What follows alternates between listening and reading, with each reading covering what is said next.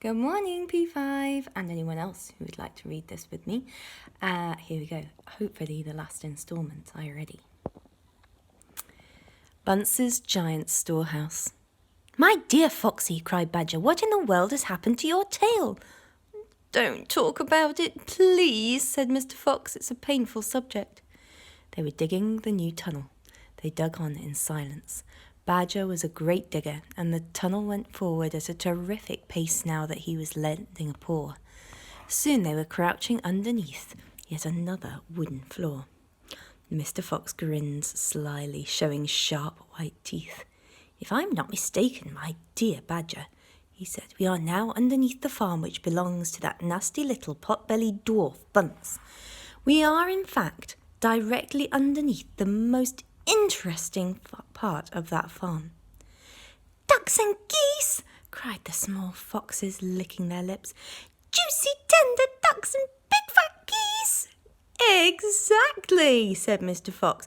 "But how in the world can you know where we are?" asked Badger. Mr. Fox grinned again, showing even more white teeth. "Look," he said, "I know my way round these farms blindfold. For me, it's just as easy below ground as it is above it." He reached high and pushed up one wooden floorboard, then another. He poked his head through the gap. "Yes!" he shouted, jumping up into the room above. "I've done it again. I've hit it smack on the nose, right in the bullseye. Come and look." Whoops. Quickly, Badger and the three small foxes scrambled up after him. They stopped and stared. They stood and gaped. They were so overwhelmed they couldn't speak, for what they now saw was a kind of fox's dream, a badger's dream, a paradise for hungry animals. "This, my dear Badger," proclaimed Mr. Fox, "is Bunce's mighty storehouse. All of his finest stuff is stored in here before he sends it off to market. Against all the four walls of the great room, stacked in cupboards and piled upon shelves reaching from floor to ceiling, were thousands and thousands of the finest and fattest ducks and geese, plucked and ready for roasting. Plucked means the feathers have been taken off, yeah? And up above, dangling from the rafters, there must have been at least 100 smoked hams and 50 sides of bacon. Just feast your eyes on that," cried Mr. Fox, dancing up and down. "What do you think of it, eh? Pretty good." Suddenly, as though springs had been released into their legs, the three hungry small foxes and the ravenously hungry Badger sprang forward to grab the luscious food. "Stop!" ordered Mr. Fox. "This is my party, so I shall do the choosing." The others fell back, licking their chops.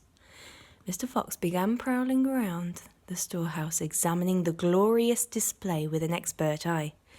A thread of saliva, that's spit, slid down one side of his jaw and hung suspended in midair, then snapped.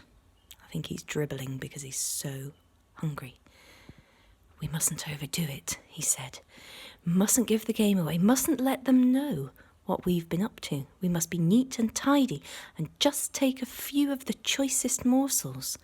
So, to start with, we shall have 4 plump young ducks." He took them from the shelf. "Oh, how lovely and fat they are. No wonder Bunce gets a special price for them at the market." "All right, Badger, lend me a hand to get them down. You children can help as well. There we go. Goodness me, look how your mouths are watering. And now, I think we had better have a few geese. 3 will be quite enough. We'll take the biggest." Oh my, you'll never see finer geese than these in a king's kitchen. Gently does it, that's the way. And what about a couple of nice smoked hams? I adore smoked ham, don't you, Badger? Fetch me that stepladder, will you, please? Mr. Fox climbed up the ladder and handed down 3 magnificent hams. "And do you like bacon, Badger?" "Mad about bacon," cried Badger, dancing with excitement. "Let's have a side of bacon, that big one up there." "And carrots, Dad?" said the smallest of the 3 foxes. "We must take some of those carrots." "Don't be a twerp," said Mr. Fox.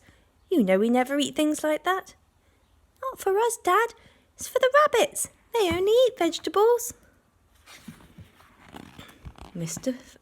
My goodness me. "You're right," cried Mr. Fox. "What a thoughtful little fellow you are. Take 10 bunches of carrots." Soon all this lovely loot was lying in a neat heap upon the floor. The small foxes crouched close, their noses twitching, their eyes shining like stars. "And now," said Mr. Fox, "we shall have to borrow from our friend Bunce 2 of those useful push carts in the corner." He and Badger fetched the push carts, and the ducks and the geese and the hams and the bacon were loaded onto them. Quickly, the push carts were lowered through the hole in the floor. The animals slid down after them. Back in the tunnel, Mr. Fox again pulled the floorboards very carefully into place so that no one could see they had been moved. "My darlings," he said, pointing to 2 of the 3 small foxes, "take a cart each and run back as fast as you can to your mother. Give her my love and tell her we are having guests for dinner, the badgers, the moles, the rabbits and the weasels. Tell her it must be a truly great feast, and tell her the rest of us will be home as soon as we've done one more little job." "Yes, Dad, right away, Dad," they answered, and they grabbed a trolley each and went rushing off down the tunnel. 14. Badger has doubts. "Just one more visit," cried Mr. Fox. "And I bet I know where that'll be," said the only small fox now left. He was the smallest fox of them all. "Where?" asked Badger. "Well," said the smallest fox, "we've been to Boggis and we've been to Bunce, but we haven't been to Bean. It must be Bean." "You are right," said Mr. Fox, "but what you don't know is which part of Bean's place we are about to visit." "Which?" they said both together. "Aha," said Mr. Fox, "just you wait and see." They were digging as they talked. The tunnel was going forward fast. Suddenly Badger said, Doesn't this worry you just a bit, Foxy?" "Worry me?" said Fox. "What?" "All this stealing." Mr. Fox stopped digging and stared at Badger as though he had gone completely dotty. That means mad. "My dear old furry frump," he said, "do you know anyone in the whole world who wouldn't swipe a few chickens if his children were starving to death?" There was a short silence while Badger thought deeply about this. "You are far too respectable," said Mr. Fox. "There's nothing wrong with being respectable," Badger said. "Look," said Mr. Fox, "Boggis and Bunce and Bean are out to kill us. You realise that, I hope?" "I do, Foxy, I do indeed," said the gentle Badger. "But we're not going to stoop to their level. We don't want to kill them." "I should hope not, indeed," said Badger.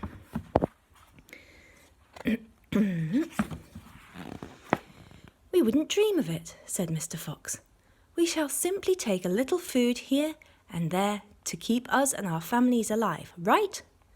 "I suppose we'll have to," said Badger. "If they want to be horrible, let them," said Mr. Fox. "We down here are decent, peace-loving people." Badger laid his head on one side and smiled at Mr. Fox. "Foxy," he said, "I love you." "Thank you," said Mr. Fox, "and now let's get on with the digging."